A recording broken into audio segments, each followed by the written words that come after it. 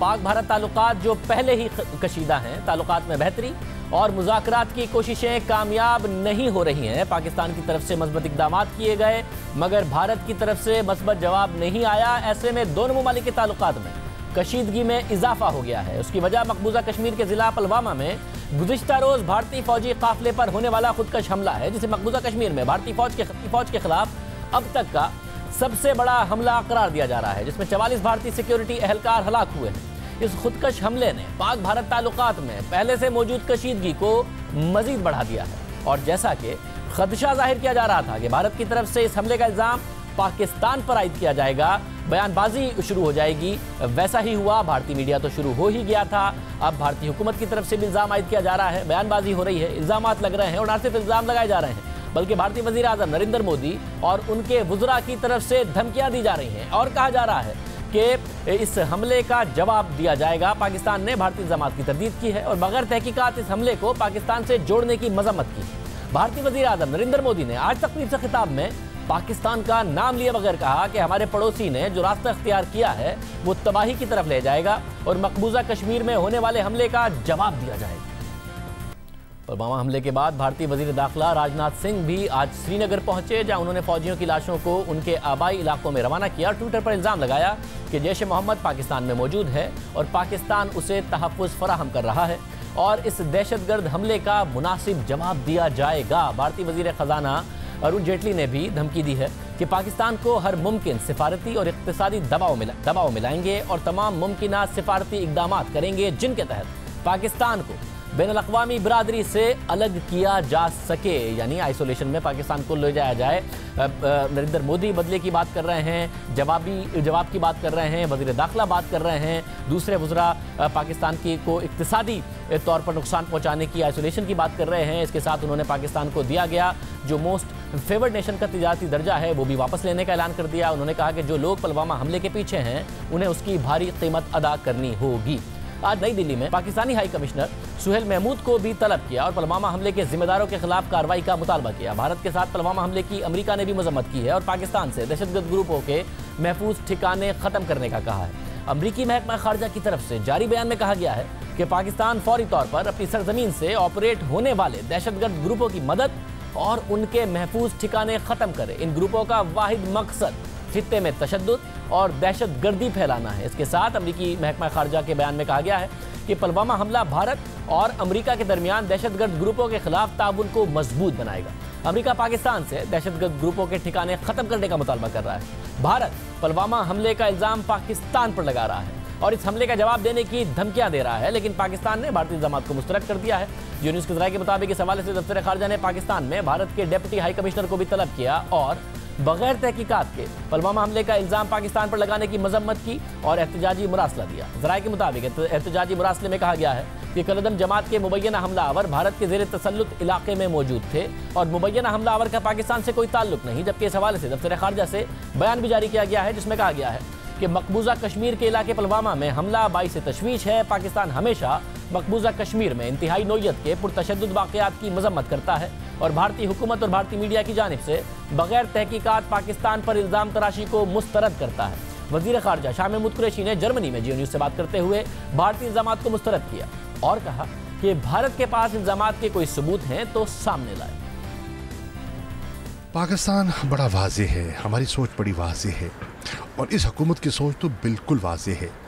हम अमन चाहते हैं, हम अपने हमसायों के साथ अच्छा सलूक चाहते हैं, हम तशद्दुद का रास्ता हरगिज़ ना अपनाना चाहते हैं, ना ये हमारी सोच का हिस्सा है। हिंदुस्तान ने अभी बात को पूरी तरह उसकी खोज नहीं निकाली, इन्वेस्टिगेशन नहीं की।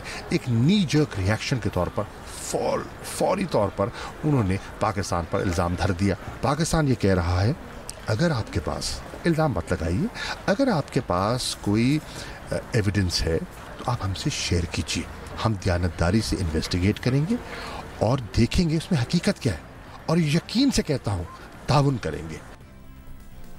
वज़ीर ख़ारजा शाह महमूद कुरैशी का कहना था कि इस हमले का पाकिस्तान को कोई फ़ायदा नहीं, जबकि पाकिस्तान पहले ही इस खदशे का इजहार कर चुका था कि भारतीय इलेक्शन से पहले तवज्जो हटाने के लिए कुछ हो सकता है। हमें ये खदशा था और आप रिकॉर्ड पे हैं। जो हमारे जो P5 के एनवॉयज़ हैं इस्लामाबाद में, आप उनसे रब्ता कीजिए, वो आपको बताएंगे। क्या दफ्तर ख़ारजा उनको बुलाकर हमने आज से कोई 1.5-2 माह पहले उनको ब्रीफ नहीं किया था कि हमें ये डर है कि कुछ ना कुछ हो सकता है तवज्जो हटाने के लिए? अब किसने किया है ये वाक़या जो रूनुमा होता है, इसका नेट बेनिफिशरी कौन हो सकता है? यकीनन पाकिस्तान नहीं है। वज़ीर-ए-आज़म हिंदुस्तान के पास 2 ऑप्शंस हैं। एक ऑप्शन है कि वो एक टिपिकल सियासतदान की तरह, पॉलिटिशियन की तरह अगले इलेक्शन पे नज़र रखते हुए वो अपने रिएक्शंस और अपनी पॉलिसी मरतब करे, और एक है उनके पास ऑप्शन ऑफ स्टेट्समैन जो अपने खित्ते के बारे में, जो अपने मुल्क की गुर्बत के बारे में, अपने मुल्क की बेहतरी के बारे में और खित्ते की बेहतरी के बारे में सोचे। और उसकी ज़रूरत है अमन, इस्तेहकाम, रीजनल स्टेबिलिटी। अब देखना ये है कि वो उस डगर चलते हैं या इस डगर चलते हैं। जो बात कर रहे थे शाह महमूद कुरैशी साहब, जिस उम्मीद का इजहार कर रहे थे शाह महमूद कुरैशी साहब पाकिस्तान के वज़ीर ख़ारजा, वैसा हुआ नहीं। नरेंद्र मोदी ने सख्त ज़बान इस्तेमाल की, जवाब की बात की। गुज़िश्ता रोज़ ज़िला पुलवामा में खुदकश हमलावर ने भारतीय सिक्योरिटी फोर्सेस के काफ़िले को निशाना बनाया था। मकामी पुलिस का कहना था कि हमलावरों ने पहले बसों पर फायरिंग की और बाद में धमाका खेज मवाद से भरी गाड़ी काफिले से टकरा दी। इस हमले में तकरीबन 200 किलोग्राम बारूदी मवाद इस्तेमाल हुआ और इसमें कम से कम 44 सिक्योरिटी एहलकार हलाक और दर्जनों जख्मी हुए थे। इस हमले को मकबूजा कश्मीर में भारतीय फौज के खिलाफ किया जाने वाला अब तक का सबसे बड़ा हमला करार दिया जा रहा है। और ये हमला ऐसे वक्त हुआ है जब सऊदी वली अहद मोहम्मद बिन सलमान के दौरे को हतमी शक्ल दे दी गई। वो इस खित्ते के दौरे पर आ रहे थे, पहले पाकिस्तान आते, आखिर में उन्हें भारत भी जाना था। पाकिस्तान का किरदार खित्ते में बहुत ज़्यादा अहम हो रहा था। वज़ीर ख़ारजा शाह महमूद कुरैशी साहब कह रहे हैं कि हमने खुद भारत को कहा था कि मुमकिन तौर पर कोई ऐसी कार्रवाई ना हो जाए, आपके इलेक्शन आ रहे हैं और अब ये सारा का सारा मामला हो गया है। मोहम्मद बिन सलमान को का जो दौरा है वो 17 फरवरी से अब शुरू होगा। एक दिन का उसमें डिले है। इनके दौरे के लिए सिक्योरिटी के गैर मामूली इंतजाम किए गए हैं। इस दौरे में दोनों ममालिक के दरमियान अरबों डॉलर्स के मुआहदों पर दस्तखत होंगे, बहुत अहम ये समझा जा रहा था। हमारे साथ वज़ीर इत्तलात फवाद चौधरी साहब मौजूद हैं। फवाद चौधरी साहब, बहुत शुक्रिया हमें शो में ज्वाइन करने के लिए। चौधरी साहब, एक ऐसे वक्त में जब ज़ाहिर है हुकूमत बहुत मसरूफ़ है, मोहम्मद बिन सलमान पाकिस्तान आ रहे हैं, उनके रिसेप्शन के लिए उसकी तैयारियों में मसरूफ़ है, ये अफसोसनाक वाक़या होना और उसकी सारी जिम्मेदारी पाकिस्तान की तरफ, भारत की तरफ से डाल दी गई है पाकिस्तान पर। और नरेंद्र मोदी तो जवाब की बात कर रहे हैं, उनके वज़ीर दाखिला भी जवाब की बात कर रहे हैं। किस तरीके से हुकूमत पाकिस्तान देख रही है सारे मामले को? देखिए, सबसे पहले तो बात यह है शाहजेब साहब कि 130 किलोमीटर अंदर हमला हुआ। गाड़ी जो है वो ज़ाहिर है पाकिस्तान से ट्रांसपोर्ट नहीं हुई है। 360 किलोग्राम वहाँ पे बारूदी मवाद इस्तेमाल हुआ, उस पे पाकिस्तान से तो नहीं गया है। और जो वहाँ पे जिन्होंने हमला किया है वो भी मुकामी है, कोई पाकिस्तान से उनका ताल्लुक़ नहीं है। अब सवाल ये पैदा होता है कि भारत में एक ट्रेंड है कि वो हमेशा जो उनकी लीडरशिप है वो इनवर्ड देखने के बजाय, अपने गिरबान में झांकने के बजाय वो फौरी तौर के ऊपर आसान तरीका इख्तियार करते हैं, पाकिस्तान पर इल्ज़ाम लगा देते हैं। यही इलाका है जहाँ पर 100 से ज़्यादा बच्चे जो 10 साल से कम उम्र के हैं वो शहीद हुए हैं। अभी यहाँ औरतों को जो है वो रेप किया गया है। भारतीय मकबूजा कश्मीर के अंदर हर 10 कश्मीरियों के ऊपर एक जो इंडियन फ़ौजी है वो तैनात है। जब आप इस तरह की क्रैकडाउन्स करेंगे, जब आप इस तरह का ह्यूमन राइट्स वायलेशन करेंगे तो आपके एक प्रॉब्लम अंदर से आती है। ये वहाँ पे वो फेस कर रहे हैं, लेकिन चूंकि वो अपने गिरबान में नहीं झांकना चाहते, वो हर चीज़ बाहर कर देते हैं। अब ये जो उनके इल्ज़ामात हैं वो चंद मिनट बाद इस वाक़े के शुरू हो गए, जो बिल्कुल एक समझिए कि पूरा पाकिस्तान ने अब तक क्या किया। जब प्राइम मिनिस्टर ने भी हलफ नहीं लिया था, उन्होंने कहा आप 1 कदम बढ़ाइए, हम 2 कदम बढ़ाएंगे। हलफ लेने के बाद हमने करतारपुर बॉर्डर ओपन किया, हमने ख़त लिखा कि आइए बैठिए मामलात को देखते हैं। जो पाकिस्तान में इस वक्त हमारी जो सूरत हाल है, हम तो सरमायाकारी के लिए ख़ुद को जो है वो तैयार कर रहे हैं। हम अफ़गानिस्तान में स्टेबिलिटी के लिए किरदार अदा कर रहे हैं। हम एक बिज़नेस फ्रेंडली इन्वायरमेंट पाकिस्तान में क्रिएट करना चाहते हैं। तो इस तरह के जो वाक़यात हैं उनसे उसको नुकसान पहुँचता है। लिहाजा बड़ी वाज़ेह बात है कि एक ऑर्केस्ट्रेटेड अगर मामला है तो देखना यह है कि इसका फ़ायदा किसको पहुंचा है, और अगर फ़ायदा देखना है तो वो तो फिर मोदी साहब को पहुंचता है, जो इलेक्शन लड़ रहे हैं, इलेक्शन हार रहे हैं, और इस वक्त लग रहा है कि वो डेस्परेट हैं किसी किस्म का कोई कॉन्फ्लिक्ट खड़ा करने में।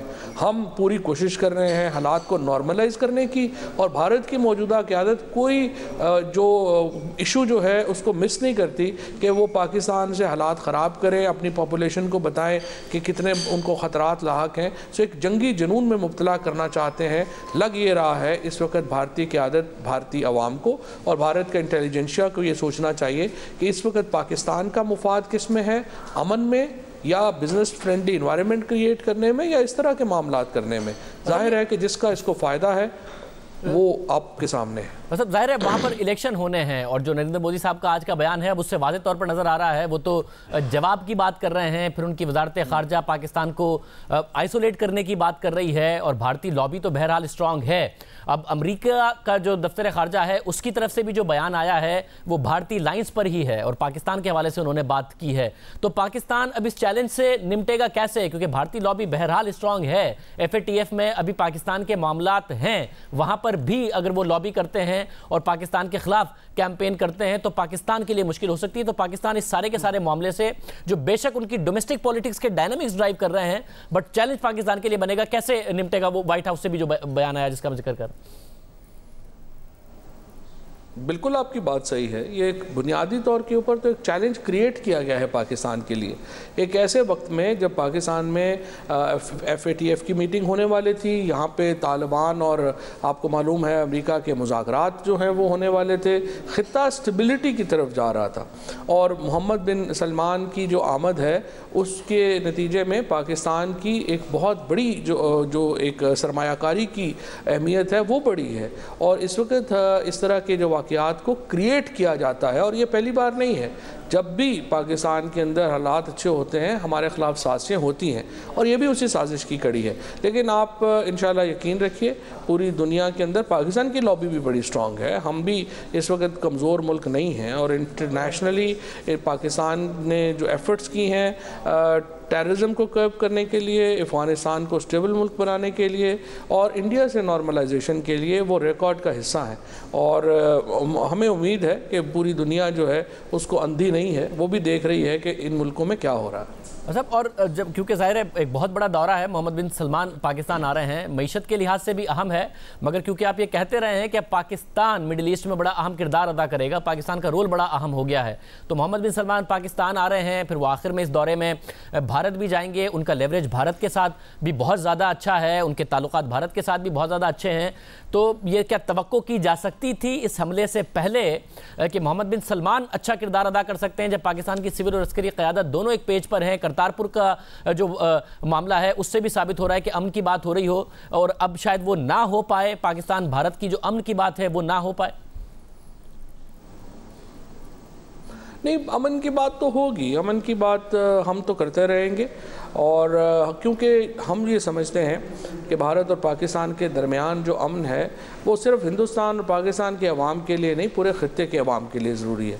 अगर यहाँ पर अमन नहीं होता, इंस्टेबिलिटी रहती है, तो पूरा रीजन इनस्टेबल रहता है। लेकिन जो मसला इस वक्त भारत के अंदर है, जिस तरह अरुंधति रॉय ने कहा था कि पहले तो कश्मीर को भारत ने ऑक्यूपाई किया हुआ था, अब कश्मीर के नैरेटिव ने भारत को ऑक्यूपाई किया हुआ है, वो एक गिल्टी है। आप मुझे बताइए, इतनी मिलिटराइज्ड जोन है इस वक्त कश्मीर में, वहाँ पे बच्चों के साथ पैलेट गन जो है वो फायर किया जा रहा है। मुझे आप ये भी ज़रा देखिए कि जो इस धमाके के ऊपर जो सारे लोग पाकिस्तान को ब्लेम कर रहे हैं कि उनमें एक भी कश्मीरी है।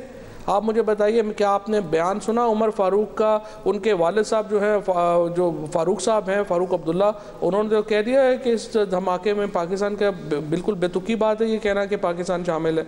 कश्मीर की जो क़यादत है, चाहे वो इवन जो प्रो इंडिया प्रो कश्मीरी क़यादत है, वो भी पाकिस्तान को ब्लेम नहीं कर रही है।